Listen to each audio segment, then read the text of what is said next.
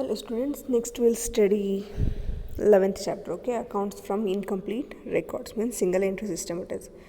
So what is the first question we have? What is single entry system? Means meaning of single entry system. So it is an incomplete, inaccurate or unscientific record of transactions. Means what it is, only one transaction we will record, either debit or credit. So we will consider it as what? Incomplete records or single entry we consider it as, okay. Then what are the special features of it? First one, it is an incomplete record of bookkeeping. Why we will consider it as an incomplete record? Because we will record only one entry here. So we will consider it as what? Incomplete record of bookkeeping. The next you have both the aspects are not recorded completely. So we will record only one aspect, either debit or credit here. Then you cannot prepare any trial balance here. Then you cannot prepare profit and loss account because we won't record both the aspects, and we cannot prepare balance sheet also as we are recording only one entry here. The next we have how many types of single entry systems we have. Okay, pure single entry system you have, simple single entry system and quasi single entry system.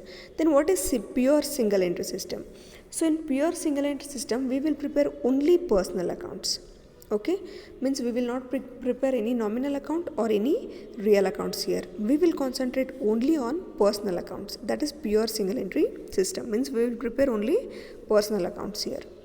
Then secondly we have simple single entry system, in which you are going to record all personal accounts along with the one real account, that is cash book.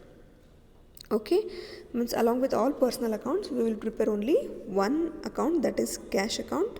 So we will consider it as simple single entry system. Then what is quasi single entry system then? So along with the personal account and cash book we will prepare 4 subsidiary books, that is purchase book, sales book, purchase returns and sales returns book. You all know subsidiary books, right? So those 4 books we are going to prepare along with the personal account as well as cash account. So we will call it as quasi single entry system. So then what are the advantages of the single entry system?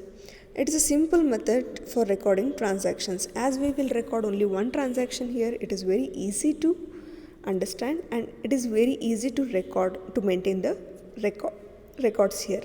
And secondly, compared to other double entry system, it is a simple system and less costly system. As we will record only one transactions, we will not get any other things like any other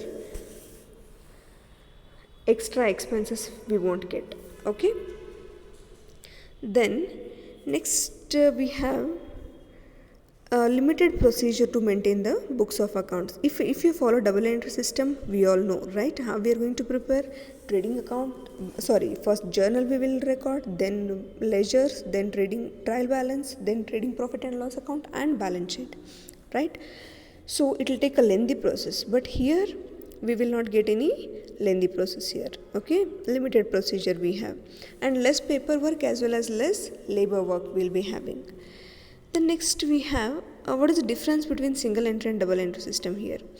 For single entry system we will consider it as incomplete record. So in double entry it is a complete system we are having. Then here we will not record both the aspects of each and every transactions, but in double entry system we will record both the transactions, like each and every aspect of all the transactions here. And we cannot prepare trial balance in single entry system, but we have to prepare trial balance in double entry system. Okay, and there is much scope for frauds in single entry system, as there is only one entry, immediately they can change it as and when they want. So there is much scope for the fraud of funds, means for misappropriation of funds here. But in double entry system it is not like that. Okay, we will not get any scope, or we'll get a less scope to make any frauds here. And here we will not prepare any final accounts like trading profit and loss account and balance sheet, but in double entry system compulsorily we have to prepare trading profit and loss account as well as balance sheet. Okay, then single entry system we will consider it as inaccurate system of bookkeeping, but double entry system we will treat it as accurate system of bookkeeping, as we'll record each and everything there. Then compared to double entry system, single entry system is less costly and double entry system is more costly for us. Then it is simple system of accounting, and double entry system complex system, because we will enter two transactions, two sides of the accounts. Okay, but in single entry we will record only one entry, so it is simple to record but it is bit complex. Okay, then it is prepared by sole trading concerns only, because single entry system cannot be prepared by or cannot be maintained by other businessmen like partnerships, joint stock companies. They cannot prefer for single entry system. Only sole traders can prefer it. But double entry system, it will be prepared by or it will be followed by partnership firms, joint stock companies and all. Okay, then next we have what are the disadvantages. Then when we have the advantages, we'll be having the disadvantages also. So what is the disadvantages we are having? It is an incomplete record, so you cannot get any complete information in these records here. Then secondly, both aspects we are not going to record, so you cannot get any complete information here. And there is much scope for frauds, as I have explained before. There is it doesn't provide any complete information with regard to profit earning or earning capacity or financial position of the business. Okay, then which are the accounts we are going to maintain under single entry system? First one, statement of affairs. Secondly, statement of profit and loss, and revised statement of affairs. Now statement of affairs, why we will prepare statement of affairs? Then to find out opening as well as closing capital here. Then secondly, we have statement of profit and loss. We are going to prepare this to find out whether the company is in profit or in loss. And lastly, revised statement of affairs, which shows financial position of the business approximately, not accurately, but approximately we can get. Okay, means we'll prepare revised statement to know the financial position.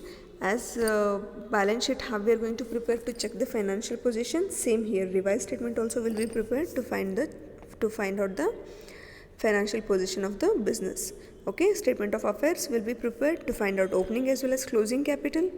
Then statement of profit and loss will be prepared to find out whether the company is in profit or loss. Then revised statement of affairs will be prepared to find out financial position of the business.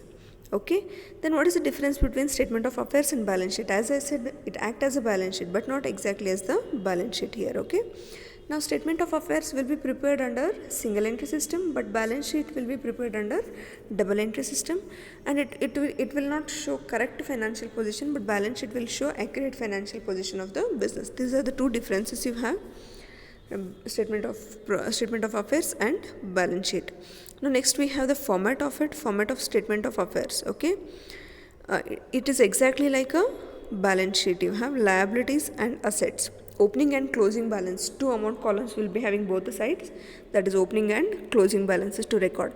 Assets, all we are going to record asset side, means your right hand side, and liabilities will be recorded left hand side. Okay, so opening assets, if you less with opening all liabilities, you're going to less with the opening capital, so you'll get the opening capital here.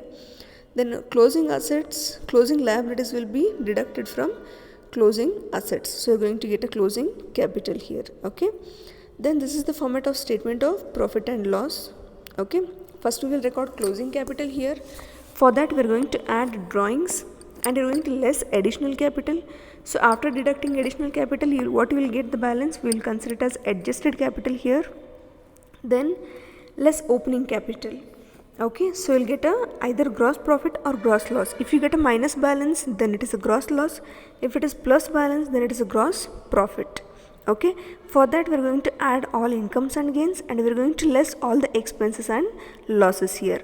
And after adding and deduction of incomes and gains and expenses and losses, what the balance we will get? If it is plus balance, it is a net profit. If it is minus balance, then it is a loss. Okay, then come to revised statement of affairs. It is more or less like your balance sheet, but we will not divide it under different heads here. Okay, liability side, first thing we will record, that is opening capital, and the things which you had to add adjustments to the opening capital, it is add additional capital, interest on capital and net profit, and you are going to less drawings, interest on drawings and net loss. Okay, other than that, you're going to record all the current liabilities, liability side and asset side. If you have fixed assets, if you have appreciation, you're going to add. If you have a depreciation, you're going to less it. Okay, then all fixed assets will be recorded along with all current assets, asset side. Okay, this is regarding revised statement of affairs. Further, we'll start with the sums. Okay, on this.